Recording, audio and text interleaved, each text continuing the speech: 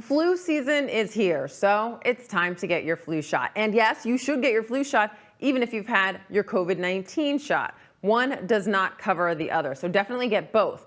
But other than the vaccine, most mitigation efforts we've learned throughout the COVID-19 experience also help us battle the flu. Things like masking, hand washing, staying home when you're sick are all great weapons in our arsenal against respiratory illnesses.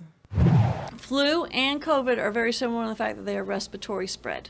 Okay. So the mask and the social distancing that we're using is talking about droplet spread. That's why we're saying droplets don't spread farther than 6 feet. If you can't maintain the 6-foot distance, then you wear a mask to protect other people.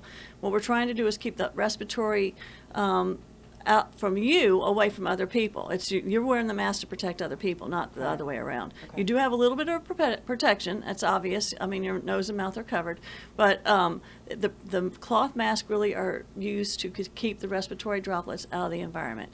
So that works for flu as well as it does with COVID. Somebody has asked before why didn't we do this with flu season? Yeah. I would have loved to do it with flu season.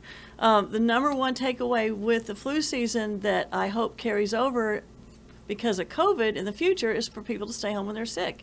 That's the biggest thing that we're talking about with COVID. Everybody's heard this isolation term, and that means staying home when you're sick. If we got everybody to do that, we would not have as much of any of this in the environment as we do.